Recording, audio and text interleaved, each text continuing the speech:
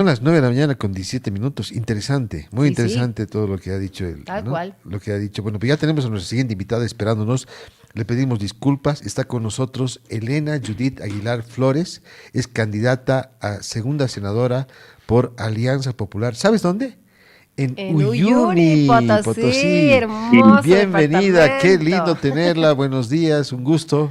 ¿Cómo está? ¿Está en La Paz? ¿Dónde se encuentra eso? Está en Uyuni. Muy buenos días, ¿me escuchan? Sí, sí, Sí, sí, sí, sí. claramente. Fuerte y claro. Ujú. Bueno, acabo de llegar a la ciudad de Uyuni. Estamos aquí con un intenso frío. Acabo de sacar el chulo para la entrevista. Debemos estar a 8 grados bajo cero en la sombra, ¿no? Y en el Wow, sol, Uy. bueno, a veces quema. tremendo. Uy, ese frío, tal cual, ¿no? Judith, ese frío debe quemar terriblemente. ¿Y qué es lo que hacen Mm, generalmente en Potosí para poder calentarse un poquito? No sé, tomar algo caliente. ¿Qué acostumbran a hacer? A ver, Es como cuéntanos para un pedirle a la poquito. producción que es tan Sí, eficiente que le haga llegar un café hirviendo, pero así bien caliente para la entrevista, ¿no? sí. ¿Qué es lo que hacen, Judith? Bueno, estamos aquí. Primeramente caminamos muy abrigados, como unos Claro, osos. Ya parecemos la familia peluche porque la todo el familia. mundo anda con polar, ¿no? La familia Claro. Peluche. Todos en la calle, chalines chulos. Y bueno, hay que estar con estufa dentro del hogar porque si no no, es insoportable el frío, ¿no? Dentro de una habitación, sobre todo que no entra la luz, tenemos que estar con estufa. Prácticamente todos debemos tener una estufa, si no es a gas licuado, otros con gas domiciliario. Es una etapa donde sufrimos bastante de lo que es el GLP, porque se triplica, se cuatriplica el consumo, ¿no? Ya que todos estamos con estufa, ¿no? A GLP. Y por supuesto andar abrigados, tomar mates calientes, café caliente, o como dice mi mamá cuando yo le digo, Ujú. mami, me está haciendo frío, le digo, vaya a barrer el patio, me dice, te Ajá, vas a hacer calentar. ejercicio. Eh, Ajá, en movimiento, ¿no? Entonces, y tienes razón, hay que ir a barrer el patio y bueno, ya termina uno ya caliente. Claro, claro. Pero, y por ejemplo, toman alguna sopita calientita, porque ahora es etapa de sopas. Generalmente aquí en la zona andina estamos acostumbrados a tomar siempre nuestro famoso té, ¿no? O sea, Tecito caliente, calientito. en la mañana, en la tarde, ahora mate, café, en termos, así estamos, ¿no? Y la gente está acostumbrada. Los hermanos salen desde las 5:30, 6 ya a sus puestos, cuando hay feria, entonces bien abrigados, ¿no? La mayoría de los varones utiliza esos enterizos, no recuerdo cómo se llama, los térmicos. Entonces, y con eso se combate el frío. Lo bueno que es un frío seco y se combate tranquilamente. Sí, es una ventaja eso. Elena, estamos en contacto contigo desde Uyuni, Potosí. Estás cerca del Salar. Y además ahí está el Centro Nacional de Litio. Y en este momento hay un conflicto en la Asamblea Legislativa por justamente este tema, por los contratos con empresas chinas, con una empresa china, otra empresa rusa, justamente por la explotación de litio. ¿Cómo ves esta situación y cuál es la posición que tiene Alianza Popular con respecto a si es que el gobierno debe firmar esos contratos o ustedes se pliegan un poco a la protesta regional que dice que ese tema debería guardarse para que precisamente Andrónico, si es que llega a ser presidente, sea quien se encargue de ese tema? ¿Cómo lo ven ustedes? Bueno, todos los bolivianos hemos querido la industrialización del litio, ¿no? Eso ha sido la idea del hermano Evo Morales de hace bastantes años, por eso se ha implementado esta planta Yipi, ¿no? Aquí en el Salar de Uyuni, pero primeramente se ha empezado con el tema de la soberanía respecto a nuestros recursos naturales. Es por eso que el Estado boliviano es quien ha invertido, ¿no? En las plantas que existen ahí. Y en medio de eso existió varias situaciones muy negativas, entre ellos el tema de la ruptura constitucional, el tema del COVID, que desembocó, ¿no?, en que no se llegó a buen término esas plantas. Hoy en día las dos plantas que se tienen ahí de carbonato de litio y de cloruro de potasio no producen lo que tenían que producir al 100%, ¿no es cierto? Apenas están en un 30%, ya son bastantes años. Entonces es importante apostar también por otro tipo de tecnologías, ¿no? Alguien ya lo decía que el tema de las piscinas que se hizo, el tema de la evaporación ya es quizá algo caduco, ¿no? Habría que hacer otra tecnología, dijeron, ¿no? Eso nos dijo este presidente, Luis Arce Catacora. Es por eso que él señaló que está apostando por la extracción directa del litio, el EDL, ¿no? Y que para ello se tiene que firmar convenios, contratos con empresas de otros países, ¿no? Por el gasto económico que esto implica. Sin embargo, este tipo de contratos, convenios, tiene que estar de la mano con el medio ambiente, tiene que estar respetando los derechos de los pueblos indígena, originario, campesinos, es decir, la consulta previa a los pueblos aledaños donde están estas plantas, ¿no? Porque se va a utilizar el recurso natural como ser el agua dulce, ¿no?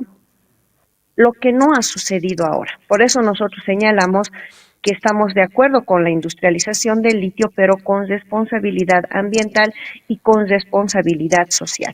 Usted puede preguntar a los hermanos que viven acá en el sudoeste, sobre todo Río Grande, que es ahí cerca, es en sus tierras prácticamente, de esas tierras que sacan el agua, si ellos quieren, si se les ha preguntado. No se les ha consultado, no se conoce cuánto de agua se va a gastar, entonces esa es la oposición que se tiene, ¿no? Por una parte. Por otra parte, cuando hacemos un contrato con otra empresa transnacional, tiene que estar basado en una ley.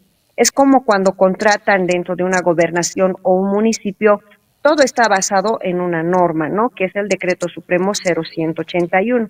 Ahí te dice quién es unidad solicitante, te dice quiénes son la comisión de calificación, la comisión de recepción, ¿no es cierto?, en un contrato u obra o servicio. Pero en este caso, al ser contratos bastante millonarios, no existe una ley, ¿no?, en la que se hayan basado estos contratos o convenios.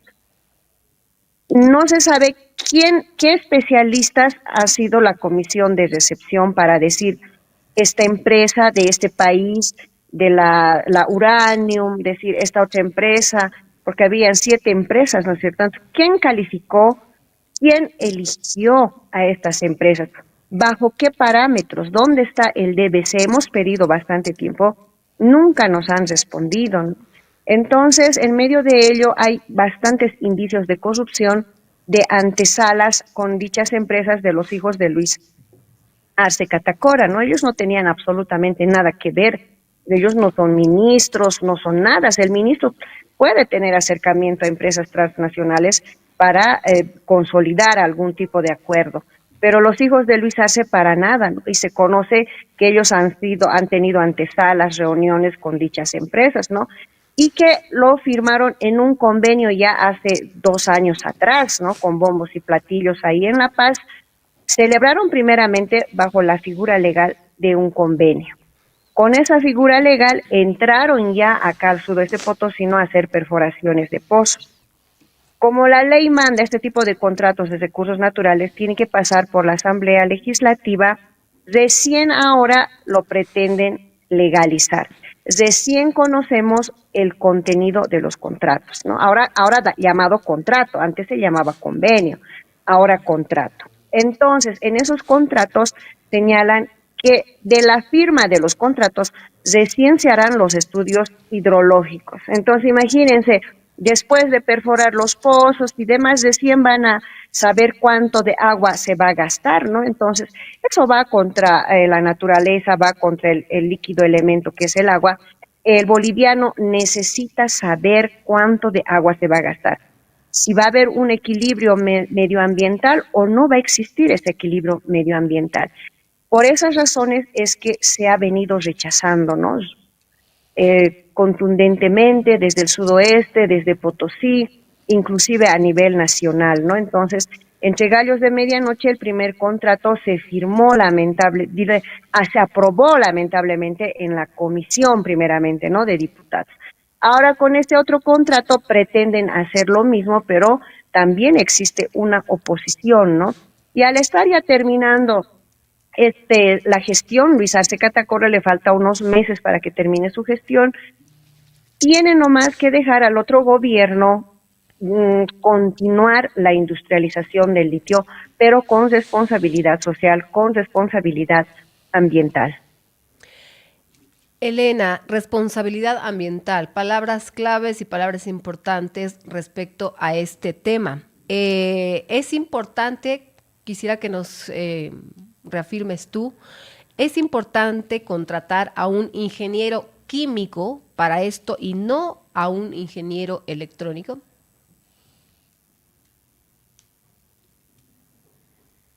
Claro. ¿Por qué? Es más afín el ingeniero químico, ¿no? Que electrónico que va.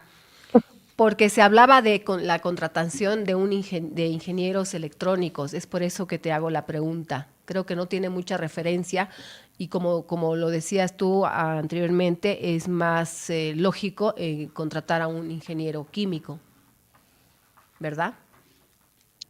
Claro que sí, lamentablemente YLB, Yacimientos de Litio Boliviano, ha sido demasiado politizado.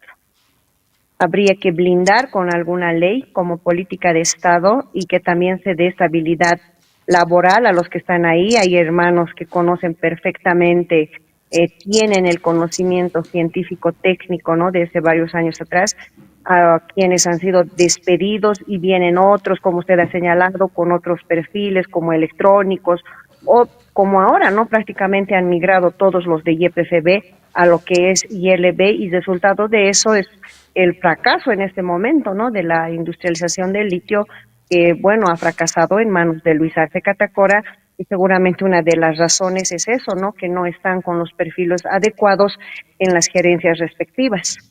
Claro, estamos hablando de un elemento químico, es por eso que por lógica, ¿no? Se debería hacer este tipo de contrataciones para un mejor manejo y entendimiento también respecto a este tema. Ahora, candidata segunda senadora de Potosí por Alianza Popular, ¿cuál sería tu plan de gobierno, Elena, por favor? ¿Y cuáles serían las falencias según tu visión de Potosí? Bueno, a ver, yo al ser de la ciudad de Uyuni estamos trabajando con un importante proyecto que es declarar prioridad nacional al desarrollo urbanístico de la ciudad de Uyuni, ¿no? Cuando visitamos acá a Uyuni con el presidente Andrónico, él vio que las calles no están en buen estado, ¿no? Solamente el centro está con adoquines y el resto no, pero no es por voluntad del municipio, gobernación, sino que no existen los recursos económicos suficientes, ya que Uyuni ha crecido demográficamente en un 300%, ¿no? Entonces me decía el presidente, senadora, ¿qué pasa? ¿Por qué no usted habla con su alcalde? Hay que mejorar estas calles, ¿no? Yo le decía, hermano, no hay el presupuesto suficiente para hacer aquello, porque ni siquiera tenemos un buen saneamiento básico como ser el tema del alcantarillado, es algo de lo que hemos venido sufriendo por muchos años, ¿no? Entonces me señala, pero proyectemos una ley, trabajaremos en una ley para declarar prioridad nacional el desarrollo urbanístico de Uyuni, para de esa manera, pues, desembolsar con el Ejecutivo para programas, obras y proyectos de embellecer la parte urbanística, ¿no? De la ciudad de Uyuni, porque es la puerta de entrada al magnífico salar de Uyuni. El Claro. turista no va a ir a visitar quizá vaya a otros atractivos naturales de Bolivia, pero primero le gusta y es conocido por todos que el Salar de Uyuni pues atrae a varios turistas nacionales e internacionales. Entonces, esta es la cara de Bolivia, ¿no? En cuanto al turismo. Llegan acá al aeropuerto Joyandina y bueno, tal vez muchos irán decepcionados porque urbanísticamente no estamos bien en la ciudad de Uyuni. Ese es el primer punto que yo por lo menos quiero plantear para que nuestra ciudad pueda estar embellecida, ¿no? Porque conocemos que nuestras atribuciones y competencias es legislar, fiscalizar y hacer gestión. Nosotros no ejecutamos, ¿no?, los proyectos, sino que el ejecutivo.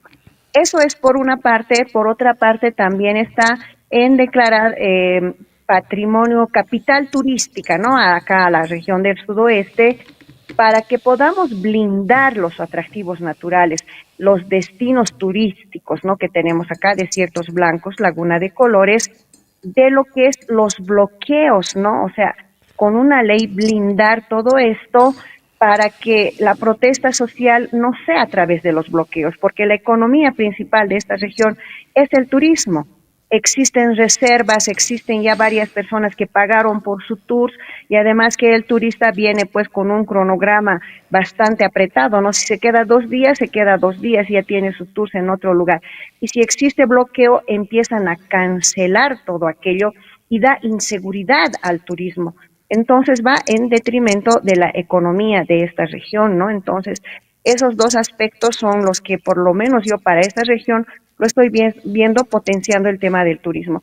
Y lo otro, por supuesto, que no solamente es de la región y del departamento de Potosí, sino de Bolivia misma, es el tema de la ley especial del litio, ¿no? No tiene aún, hemos estado 2, 3 años con un proyecto de ley que presentó una senadora orureña y que pues fue observado, se estancó en el mismo ejecutivo, no se pudo avanzar, ¿no? Entonces, aún sigue pendiente ese tema y hay que trabajarlo desde las bases, desde las organizaciones sociales, ¿no? Por otra parte también, otra de las principales propuestas también es el tema de programar los créditos para los deudores, ¿no? Hemos visto cuánta gente viene llorando que si se prestó con un capital de 50,000 bolivianos, ahora ya debe 150,000, imagínense, en intereses nomás ha triplicado, ¿no? Esas cosas hay que hacer un ajuste porque realmente ya sale fuera de la razón humana que algunos bancos hayan reprogramado y reprogramado, pero aumentándoles inclusive más porcentaje, ¿no?, respecto a su capital. Elena, ¿hay narcotráfico en Uyuni?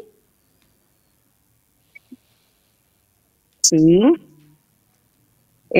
hay zonas que son determinadas rojas, eh, justamente efecto de eso también es que ha existido, ¿no?, un poco, bastantes hechos delincuenciales en la ciudad. No se cuenta con muchos efectivos policiales para resguardar a la ciudadanía. Estamos bastante débiles en seguridad ciudadana. Me alarma bastante el caso de 3 suicidios de adolescentes que quizá estén ligados con el microtráfico, ¿no? Entonces, no es algo que podamos ocultar. El microtráfico existe en unidades educativas.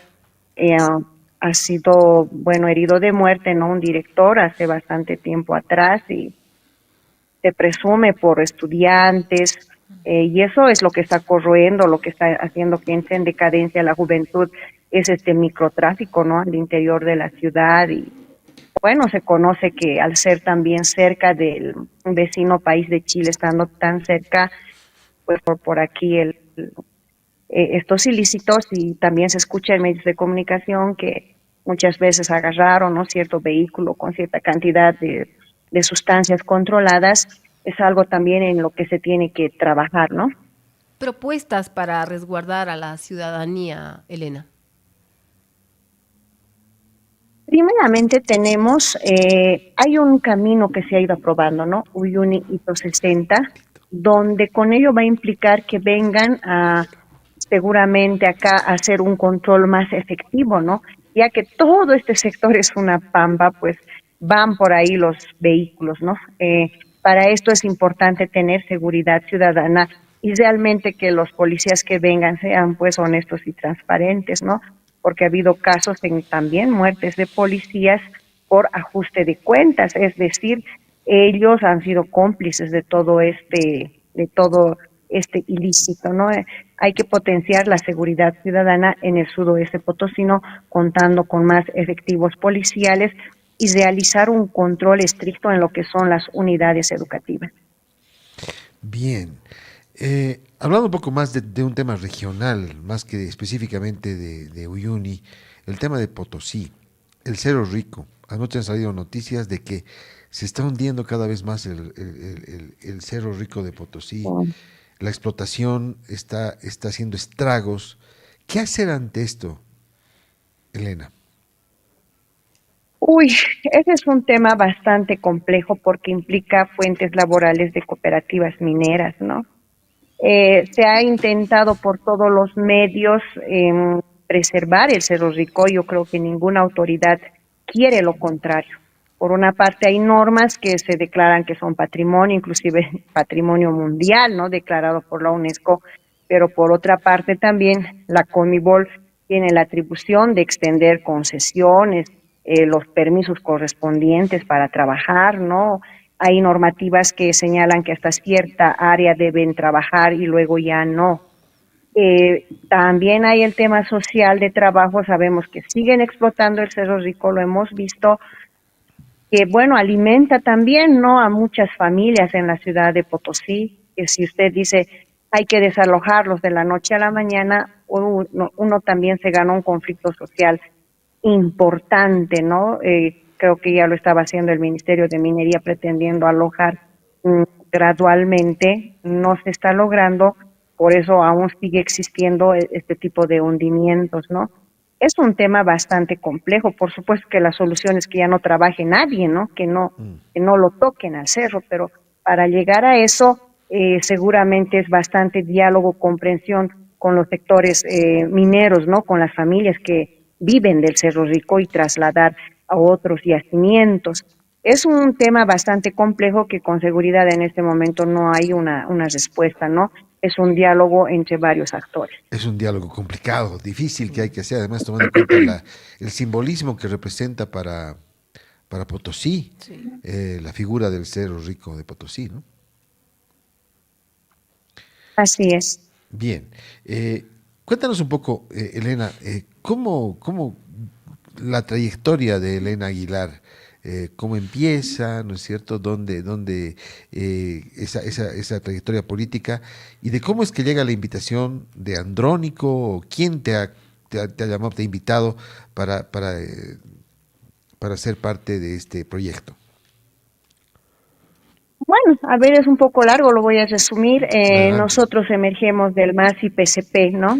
Yo he sido militante desde el 2010 en el MAS y PCP, cuando trabajaba en la gobernación de Potosí, en mi calidad de funcionaria pública. Entonces, nosotros vimos, ¿no?, los cambios estructurales que estaba pasando en nuestro país en ese momento a la cabeza del hermano Evo Morales. Hemos venido ejecutando varios programas que se realizó, hemos sido testigos de la transición de prefecturas a gobernaciones, ¿no? Cuando se creó el tema de las asambleas departamentales, se redistribuyó las competencias entre gobernación y municipios y bueno, vimos que realmente había mejoría, ¿no? Vimos obras, proyectos que llegaron a las áreas rurales, el proyecto Mi Agua, por ejemplo, las tan criticadas canchas de césped, y muchas otras cosas, ¿no? Electrificación, etcétera. Desde ahí yo me hice militante del MAS y PCP el 2010, militante de base, y ya el 2015-16 volví a mi tierra, a Uyuni, y ahí empecé a participar ya más activamente en el tema orgánico con la Federación de Campesinos, con la ciudad de Uyuni tuve un equipo de profesionales del MAS y PCP y ya me eligieron rápidamente como precandidata a concejal, ¿no? El 2015 en esas elecciones, pero no se pudo consolidar, no se dio y gracias a Dios no se dio porque el consejo que pasó en esa gestión ha sido uno de los peores consejos, les han sacado a todos una crisis institucional terrible, ¿no, Johnny? Ya el 2019 nuevamente yo continuando activa en lo que es el MAS y PCP, el sector profesional de Uyuni, del MAS y PCP, nuevamente me eligen precandidata, ¿no?, a diputada supraestatal en un ampliado y bueno, con las diferencias que existen a nivel orgánico, tampoco se consolidó. Y bueno, yo activamente estuve ahí haciendo campaña por nuestros candidatos a diputados, siempre del sector profesional. Me eligieron presidenta, ¿no?, de la Organización de Profesionales por el Proceso de Cambio acá en la ciudad de Uyuni. Estuvimos festejando lo que hemos ganado y bueno, al día siguiente se veía la quema de ánforas, el descontento social y se cayó, ¿no? Entonces yo también dije, gracias a Dios no se consolidó mi candidatura porque iba a gastar dinero en la campaña y se iba a caer todo esto, ¿no? Y ya el 2020, cuando nos volvemos a levantar de esa ruptura constitucional, los compañeros al ver el trabajo, el esfuerzo que hicimos en la campaña, en la lucha social que siempre lo hemos realizado, nuevamente me eligen precandidata a senadora. Y ahí se consolida y bueno, entré como senadora suplente por el sudoeste potosino, ¿no? Como primera senadora suplente. No tenía mi titular, toda la campaña me hicieron hacer campaña a mí como titular porque mi titular era Diego Pari y lo inhabilitaron, ¿no? Y el titular entró unas semanas antes de terminar la campaña, ¿no? Y bueno, todo ese tiempo es ahí donde conocí al hermano Andrónico, al hermano Evo, nos mantuvimos firmes, ¿no?, en la línea del hermano Evo, vimos la traición de Luis Arce Catacora, vimos la corrupción, bueno, prácticamente implementó como un tipo de dictadura Luis Arce Catacora, ¿no? Nos quitó varias funciones que tenemos, por ejemplo, el de censurar a los ministros, se censuró al del Castillo y lo volvió a poner en su cargo. Y estuvimos trabajando firmemente con el hermano Evo Morales, hemos participado de varias luchas junto a él y por supuesto junto al hermano Andrónico, que todos éramos un solo equipo, pero ya llegando estos últimos tiempos, estos últimos años, se ha La visto el división, liderazgo ¿no? emergente, La sí, se ha división, visto ¿no? el liderazgo emergente del hermano Andrónico y muchos como yo hemos creído que el hermano Evo le iba a dar paso al hermano Andrónico, le iba a decir, ya hermano Andrónico, tú eres de nuestro lado, has sido leal, consecuente, te has formado en estas filas, tienes que ir tú a la cabeza del movimiento campesino, del movimiento popular, ¿no? Nos quitaron la sigla, pero podíamos haber hecho algo, podíamos ya construir un nuevo partido político como lo hizo Morena, por ejemplo, teniendo bastante militancia, pero lamentablemente el entorno del hermano Evo y quizá él mismo han hecho que se tomen muy malas decisiones en querer sigue perpetuar al hermano Evo como el candidato, ¿no?, para estas elecciones.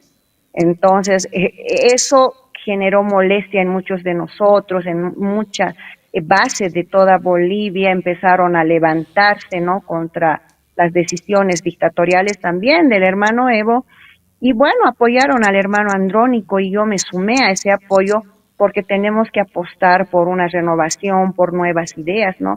El hermano Evo tuvo su oportunidad, fue 14 años presidente, es decir, él ya hizo por el país, él debió quedarse como un gran mentor para nosotros, para todos nosotros, pero me parece que pudo más, no sé, quizá una angustia de poder o algo, y más bien empezó a atacar, ¿no?, a lo que llamamos nosotros al hijo ¿Cómo del pueblo. crees, Elena? ¿Cómo Empezó a crees? atacar a su propio hijo. Sí, ¿cómo crees que Evo Morales va a pasar a la historia? ¿Cómo qué crees que pase? Porque realmente Evo Morales ha tenido un papel fundamental en la historia de Bolivia. Pero este último tiempo, ¿cómo lo ves? Yo sinceramente lo miro, está cegado por el poder. Si él no reflexiona, no depone actitudes, no va a salir bien de esto. Y tenía antes el cariño de mucha gente, así como yo, y que luego se decepcionó por ver bloqueos innecesarios, por bloqueos que solamente querían apoyar su candidatura, bloqueos que solamente han perjudicado a la población, nuestros hermanos sufriendo en las carreteras, siendo reprimidos, entonces no va a llegar a buen término, ¿no? Elena, ese está cegado, según tú. ¿Crees que está enfermo de poder? No sé si enfermo, pero cegado, ¿no? Él cree que tiene la verdad absoluta, manipula a las bases, lo que él dice, lo que él piensa, o sea, él piensa que es una verdad absoluta, ¿no? Y no es así, no escucha las ideas de los demás. Si tú hablas, le dices lo contrario, no, el hermano Andrónico, él está posicionado como líder, hay que apoyarle a él te va a decir, eres una traidora, eres del imperio, eres de la derecha, de todo te va a manipular, ¿no? Entonces seguramente muchos hermanos en su, no sé, en su falsa lealtad, tal vez fanatismo, le creen, ¿no? Pero muchos como yo, no. Entonces, está cegado de poder, quiere llegar al poder a toda costa, ¿no? Y aún maltratando a su misma propia sangre, a su misma gente. El hermano Andrónico es como un hijo es el hijo del pueblo, ¿no? Es como su hijo político de él, y que lo maltrate, lo ningunee, le trate de toda forma, le haga atacar con guerreros digitales. Entonces, ¿de qué más podrá ser capaz, no? Yo digo, yo como madre de familia, ustedes como padres, siempre vamos a querer lo mejor para nuestros hijos. Siempre decimos, tú tienes que ser mejor que yo a nuestros hijos. Y si mi hijo es mucho mejor que yo no puedo tener celos, más al contrario, me tengo que alegrar y aplaudirle. Eso hace un padre de familia, ¿no? Sin embargo, en él han nacido los celos, no le daba la palabra en eventos grandes, todo el tiempo lo ninguneaba, señalaba que no lo quieren a él, que lo quieren a Loza, por todo lado lo venía desprestigiando, ¿no? Entonces, Claro. esas actitudes ha ido decepcionando a mucha gente. Ahora, ¿qué es lo más resaltante, según tu visión y por el tiempo que conoces a Andrónico Rodríguez, como persona, como ser humano, Como político. para que él haya, digamos, logrado conquistarte, para que puedas acompañarlo políticamente hablando? Primeramente es la renovación que todos queremos, esta nueva generación. Yo primera vez estoy entrando en la arena política, ¿no? Dejando la candidatura como suplente, que no se puede hacer mucho en calidad de suplente, y ahora al tener primeramente es la confianza de nuestras mismas bases, ¿no? No es que él dice, tú me vas a acompañar, quizá en algunos casos ha sucedido eso, pero en mi caso no, sino primeramente nace de las bases de mi lugar, de la ciudad de Uyuni, de la Federación de Campesinos. Salí nuevamente orgánica, electa para senadora, en este caso ya no suplente, sino titular, ¿no? Entonces el hermano Andrónico aceptó aquello, pero sí, nosotros hemos impulsado su candidatura viendo primeramente el diálogo que él tiene, ¿no? Él visitó varias veces a nuestra región, nos planteó varias ideas respecto a los proyectos, él quiere a esta región, él se maravilló al ver el salar de Uyuni, él fue a visitar a la planta Llipi, también nos llevamos la decepción de que se truncó la industrialización del litio. Entonces ha hecho eso, ¿no? Que él con nuevas ideas, sobre todo con la paciencia que él tiene, esa humildad para con todos, pues se gana el cariño y el corazón de la gente, ¿no? Yo decía a un colega en una reunión de bancada, le decía, hermano Andrónico, eres como un imán, le decía, atraes a propios extraños, a mayores, niños, jóvenes, ¿no? Entonces, ¿por qué? Yo entiendo por su paciencia, la buena vibra que tiene él, no es una mala persona, no es cizañoso. Él, por ejemplo, siempre nos recomienda, no van a hablar mal del hermano Evo Morales, no van a hablar mal, todo el tiempo nos recomienda, y él lo ha demostrado, él calla, él prefiere el silencio a contraatacar a sus detractores, ¿no? Prefiere el silencio, dice, ¿no? Prefiere el silencio. Elena, prefiere el silencio sí. a atacar a Evo A Morales. atacar. Y eso tal vez no es sinónimo de, muy aparte, puede ser respeto y tal vez por todo lo que Andrónico ha aprendido, ¿no? De Evo Morales, pero ¿no tendrá algo que ver tal vez con un poco de miedo? Quizás hasta puede ser, ¿no? Porque muchas veces Temor, ¿no? también se le ha visto al hermano Andrónico bastante nervioso cuando hablan de él. Y es natural, ¿no? Ha sido su mentor, ha estado con él de cerca, han convivido juntos, seguramente han estado en muchas infinitas reuniones. Para él no ha sido fácil hacerle frente, tomar la decisión de decir voy de candidato a presidente sin la venia del hermano Evo Morales. Entonces se le ha hecho frente, ha demostrado, ¿no? Una valentía en realidad en hacerle frente, porque cuando, como muchos le conocen al hermano Evo Morales, dicen unos temblan de miedo ahí en poder expresarse lo contrario, ¿no? Pero mira, él lo ha hecho de manera pública, con la fortaleza de las organizaciones sociales, del apoyo social que él tiene, ¿no? No creo que sea miedo entonces, ¿no? Es más respeto al referirse a él, ¿no? Es más el respeto que él le tiene. Porque si Elena, hubiera tenido miedo, nunca hubiera decidido ir de candidato, iba a estar, sigue ahí esperando qué dirá el hermano Evo, ¿no? Pero él lo hizo frente y de manera pública, ¿no? En la ciudad de Oruro, cuando él aceptó ser candidato a presidente. Elena, ¿qué sientes con relación a lo que está pasando con el MAS? ¿Te duele el MAS? ¿Duele la situación a la que ha llegado, esa profunda división que has expuesto en esta entrevista que nos has... Y te agradecemos por haber elegido el programa para confesar un poco todo lo que se siente, todo lo que se vive, todo lo que ha vivido Andrónico, que nosotros, la verdad, para mí es nuevo, desde que Evo lo ninguneaba y todo aquello. Me imagino que tú has visto todo eso en persona, ¿no? Claro. ¿Qué sientes al respecto? ¿Qué Es sientes con eso? doloroso, ¿no? Es doloroso, es frustrante. A nosotros nos tildan de traidores. Por ejemplo, mostraron mis fotos, ¿no? Con el hermano Arce, después con Evo, luego con Andrónico, traidora, pasa, un sinfín de insultos. Pero no es culpa de la militancia, no es culpa de la base. Nosotros como MAS y PSP el 2020 teníamos a un candidato a presidente que era Luis Arce Catacora, ¿no? A él sí lo puso a dedo el hermano Evo Morales y nosotros como una militancia obediente, pues no hemos dicho nada, habremos protestado hasta por ahí nomás, pero bueno, se consolidó y con todo de manera disciplinada.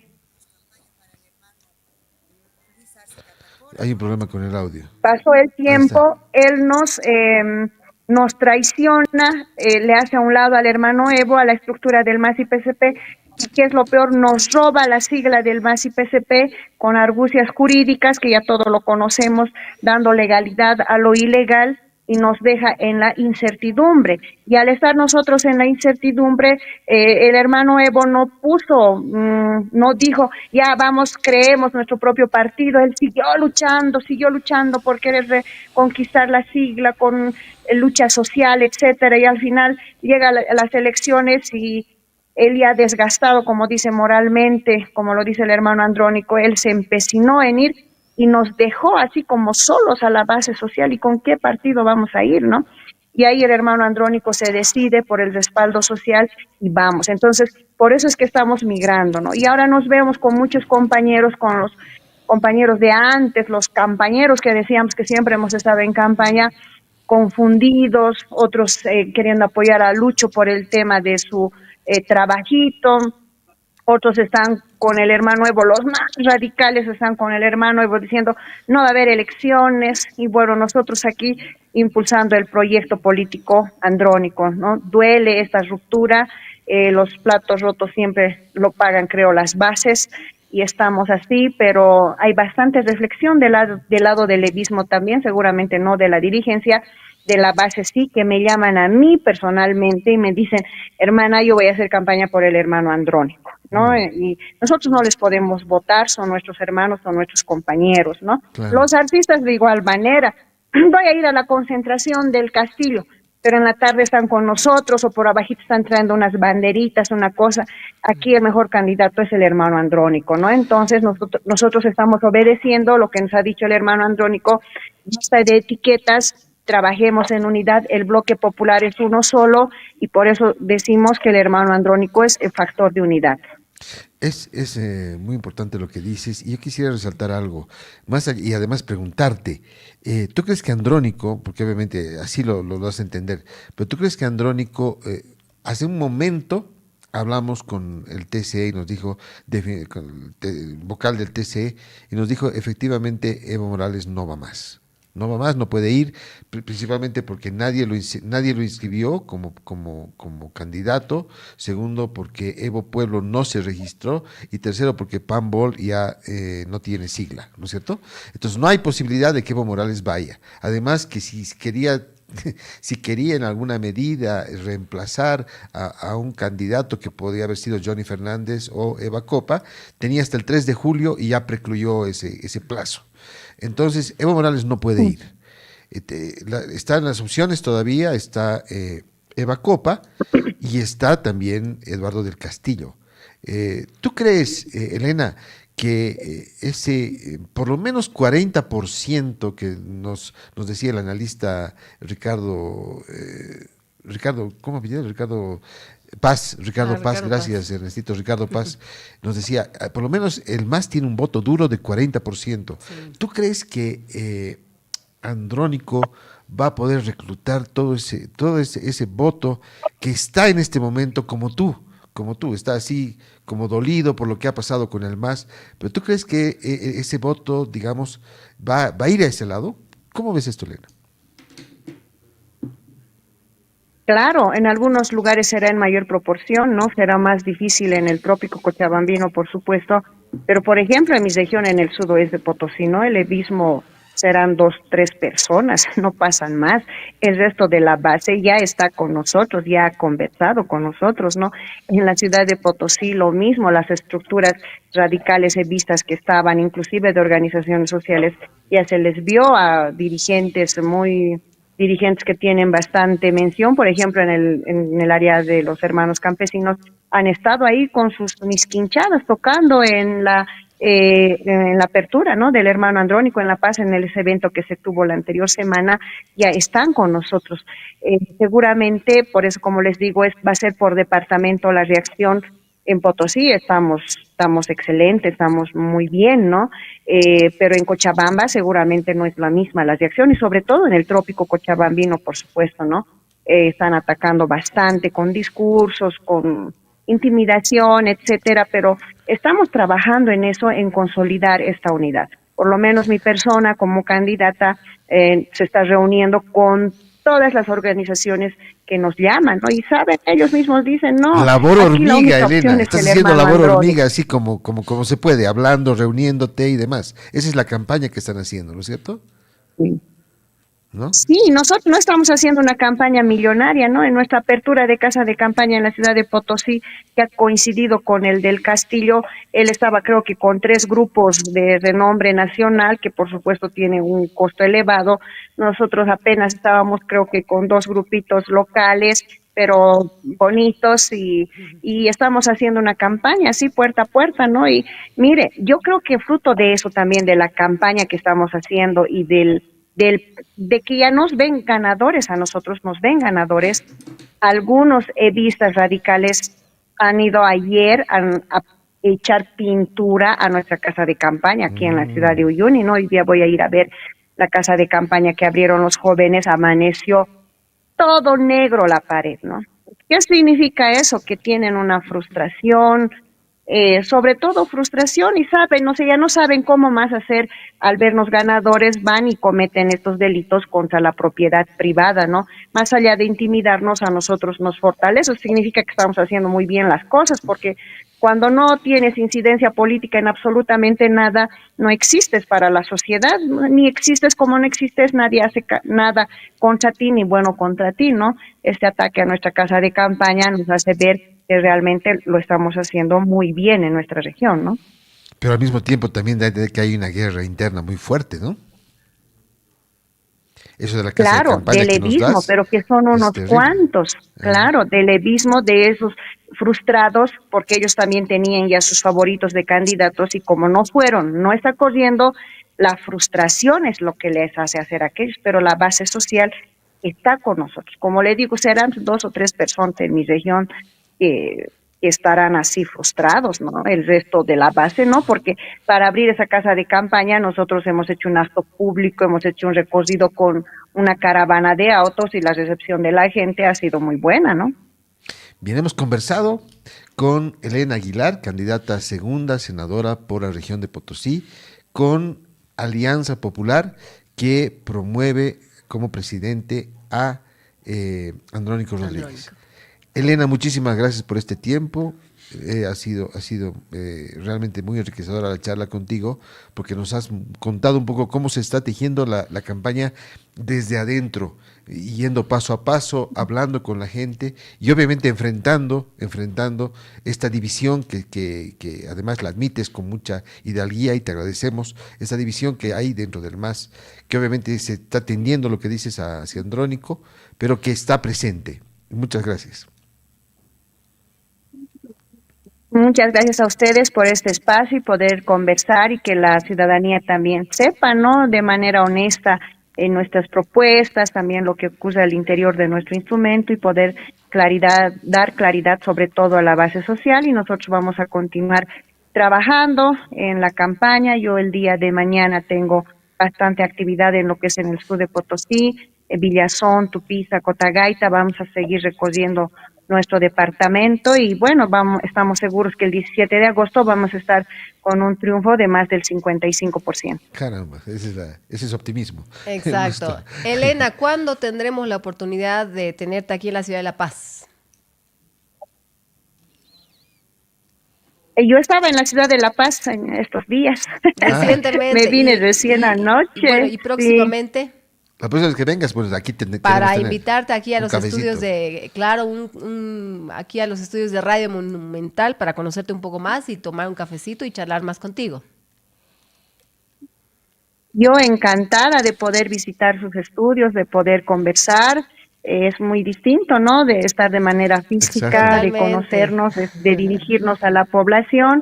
La próxima vez que viaje, quizás sea la siguiente semana, yo le llamo a la productora y consolidamos la entrevista. Yo encantada de poder señalar, ¿no? Todos Claro nuestros que proyectos, sí. todos los avances, todo lo que se ha hecho y también nuestro sufrimiento. Explicar de más todo esto que ha esas pasado. promesas, esas 10 promesas que ha hecho Andrónico. Bueno, aquí está abierto Claro. esta tribuna para que puedas hacer un abrazo. Gracias. Gracias, Elena. Un gusto, saludos. Chao. Hasta luego. Gaby, estamos ya, y eso realmente felicito a la producción del programa, porque realmente estamos abriendo realmente a tener, y Sí. eso